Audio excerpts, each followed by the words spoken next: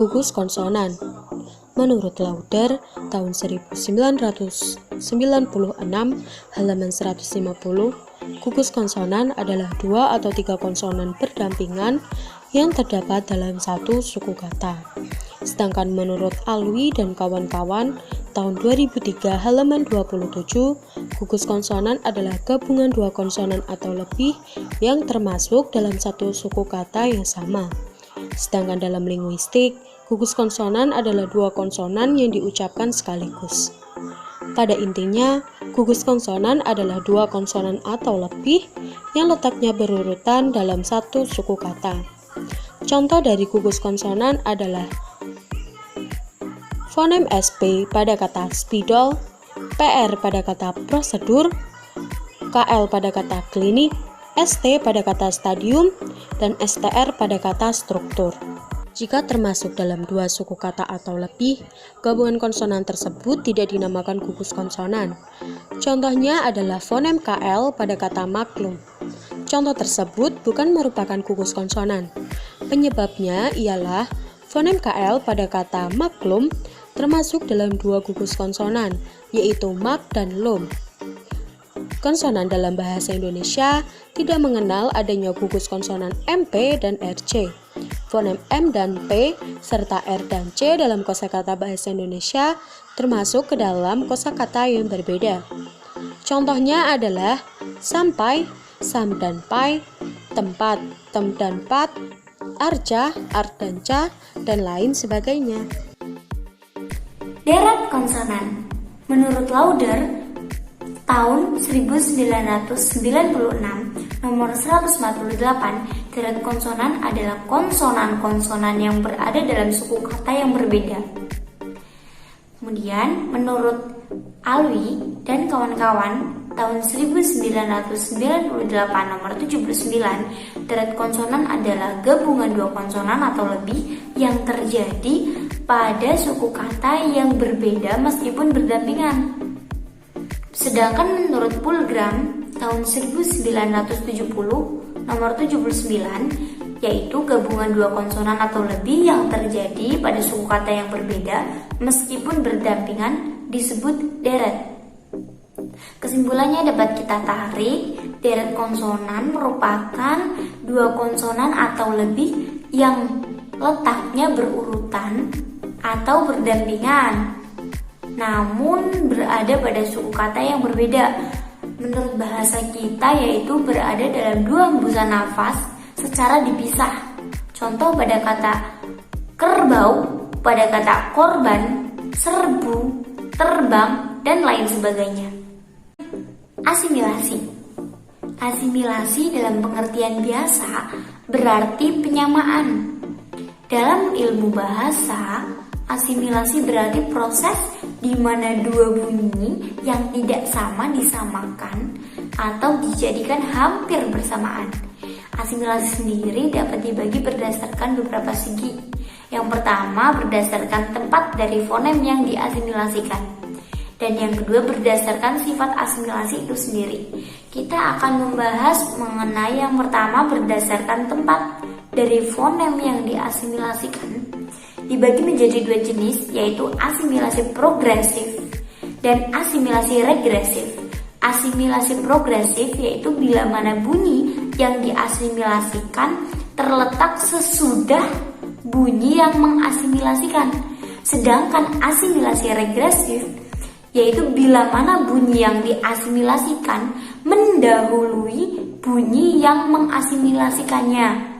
Kemudian yang kedua kita membahas berdasarkan sifat asimilasi itu sendiri. Dibagi menjadi 2 jenis juga. Yang pertama ada asimilasi total, yaitu bila mana 2 fonem yang disamakan dijadikan serupa betul. Misalnya pada kata bahasa Arab al-salam menjadi as-salam.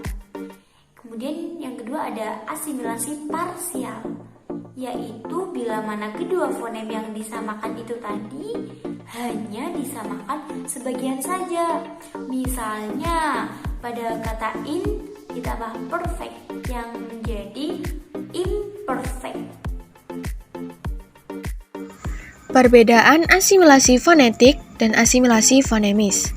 Asimilasi fonetik adalah penyesuaian bunyi dengan bunyi lain, tetapi dengan mempertahankan fonem yang sama. Sedangkan asimilasi fonemis terjadinya penyamaan bunyi yang disertai dengan perubahan identitas fonem. Beberapa jenis asimilasi fonemis, yakni asimilasi progresif, asimilasi regresif, dan asimilasi resiprokal. Sebagai contoh asimilasi progresif dapat kita ambil perubahannya dari fonem V dari kata vis dalam kalimat Belanda yaitu ik et vis atau sama dengan kelompok kata op de weg yang artinya di jalan. Kata de adalah kata sandang, di mana fonem P dari kata OP akibat pengaruh fonem D yang bersuara dalam kata D yang menjadi bunyi bersuara pula yaitu fonem B. Asimilasi resiprokal adalah akibat saling pengaruh antar dua fonem yang berurutan, yang menyebabkan kedua fonem menjadi fonem yang lain dari semula. Suatu contoh dari bahasa Batak Toba, kata bereng atau beren yang artinya lihat, apabila diikuti oleh kata hamu atau kamu, maka fonem dari N dan H itu terjadilah fonem K, sehingga diperoleh kata berekamu yang artinya lihatlah oleh kamu. Sebetulnya fonem K itu diperpanjang sebagai realisasi dua fonem K. Jadi, secara fonetis berupa geminat. Sebenarnya, dalam bahasa Batak Toba tidak ada fonem geminat. Asimilasi fonemis dalam beberapa bahasa. Terjadi atau tidaknya berbagai jenis asimilasi fonemis tergantung dari struktur bahasa masing-masing. Sedangkan asimilasi fonetis sangat umum dalam bahasa di dunia, tetapi dengan kaidah khas untuk masing-masing bahasa. Namun, asimilasi fonemis sangat berbeda antar bahasa. Umpamanya, asimilasi resiprokal seperti dalam bahasa Batak Toba agak jarang kita jumpai. Asimilasi progresif dan regresif pun sangat biasa dalam bahasa Belanda. Sedangkan dalam bahasa Jerman, asimilasi progresif sangat umum, tetapi asimilasi regresif pun tidak ada. Sesuatu khusus dalam bahasa Inggris ialah bahwa asimilasi fonemis dari jenis manapun hampir tidak ada. Seperti sah dinyatakan, asimilasi fonemis dapat terjadi hanya pada batas morfem bebas, termasuk dalam hal ini juga kata majemuk kecuali dalam bahasa Inggris. Misalnya, kata blackboard tidak memperlihatkan asimilasi di antara black dan board. Fonem K dari kata black tidak menjadi fonem G akibat kebersuaraan fonem B yang berikutnya. Dan fonem B tersebut tidak menjadi fonem P akibat ketidakbersuaraan fonem K yang mendahuluinya. Lalu, kata blackboard, cupboard, raspberry, gooseberry, kata-kata itu bukan kata majemuk, jadi tidak ada batas morfem. Memang kata-kata tersebut dulu pernah merupakan kata majemuk. Tetapi analisa diakronis semacam itu tidak boleh mempengaruhi analisa sinkronis sekarang. Desimilasi. Seperti halnya asimilasi yang menyebabkan penyamaan dua fonem-fonem yang berbeda, maka apa yang disebut desimilasi menyebabkan dua fonem yang sama, berdekatan atau tidak, yang menjadi fonem yang lain. Bila disimilasi terjadi karena sebuah bunyi berubah untuk menyesuaikan diri dengan bunyi lain, maka disimilasi terjadi bila dua bunyi yang sama karena berdekatan letaknya, entah kontinu, entah diskret, berubah menjadi tidak sama. Kalau dalam asimilasi fonem mengalami perubahan mendekati fonem lingkungannya, maka disimilasi fonem tersebut seakan-akan menjauhi persamaan dengan fonem sekitarnya. Dengan kata lain, terjadi pelainan bunyi demi kepentingan kelancaran ucapan. Proses ber+ajar, belajar menunjukkan pelainan itu. Bunyi R yang berdekatan cenderung untuk menjadi tidak sama. Bentuk pinjaman corner atau tentang sudut dalam sepak bola menjadi cornel, emmer menjadi ember, dan sarjana menjadi sarjana. Fonem suprasegmental. Suprasegmental adalah sesuatu yang menyertai fonem tersebut, bisa berupa intonasi, panjang pendek, dan getaran suara yang menunjukkan emosi tertentu. Sedangkan fonem ini berbeda dengan fonem segmental. Menurut Abdul Khair tahun 2009, fonem atau bunyi segmental ialah bunyi ujar bahasa yang terdiri dari segmen-segmen tertentu, atau fonem yang bisa dibagi. Tidak seperti fonem suprasegmental yang memiliki beberapa ciri yang mengakibatkan perubahan arti, seperti tekanan, durasi, titik nada, dan aksen distintif atau bersifat fonemis. Ciri ini tidak terdapat dalam bahasa Indonesia, tetapi dalam bahasa Inggris, Rusia, Belanda, Sanskerta, Cina, dan sebagainya. Bukan berarti ciri suprasegmental tidak ada dalam bahasa Indonesia, hanya yang membedakan arti saja.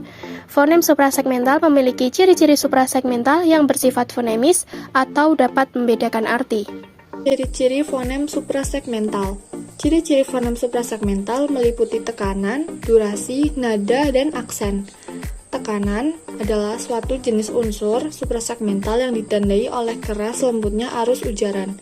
Sedangkan durasi yaitu suatu jenis unsur suprasegmental yang ditandai oleh panjang pendeknya waktu yang diperlukan untuk mengucapkan sebuah segmen yang dapat membedakan arti bila bersifat fonemis atau durasi distintif. Selanjutnya ada nada. Nada adalah suatu jenis unsur suprasegmental yang ditandai tinggi rendahnya arus ujaran. Yang terakhir yaitu aksen. Aksen terbentuk dari faktor tekanan atau nada sehingga terdapat dua aksen yaitu aksen tekanan dan aksen nada. Aksen telah dikenal oleh ahli bahasa sebagai pembeda makna. Tulisan fonetis. Tulisan fonetis adalah tulisan yang digunakan untuk mencatat atau mentranskripsi bunyi-bunyi bahasa secara detail dalam rangka penyelidikan bahasa, terutama penyelidikan bunyi-bunyi bahasa oleh fonetik dan fonemik. Contohnya yang pertama, bukunya nggak ada, ntar katanya Sabtu baru datang lagi. Kalau mau pesen sekarang boleh kok. Contoh yang kedua, bukunya nggak ada, tar katana Sabtu baru datang lagi. Kalau mau pesen sekarang boleh kok. Penjelasannya, kalimat pertama mudah dibaca, kalimat kedua belum tentu bisa dibaca dengan benar secara teknik penulisan dan set huruf. Oleh ahli bahasa dikenal sebagai grafem atau karakter yang digunakan. Antara tulisan fonetis dan tulisan biasa tentu terlihat perbedaannya. Akan tetapi, jika kalimat yang ditranskripsi oleh kedua tulisan tersebut dibaca, bisa sama. Set huruf. Serta set huruf atau grafem yang khusus digunakan dalam tulisan fonetis umumnya menggunakan set IPA. Apa itu IPA? IPA adalah singkatan dari International Phonetics Association. IPA adalah suatu asosiasi kesepakatan antara para fonetisi yang bertujuan untuk membuat suatu set penulisan fonetis yang standar, baku, dan dapat digunakan untuk pencatatan seluruh bahasa yang ada di dunia.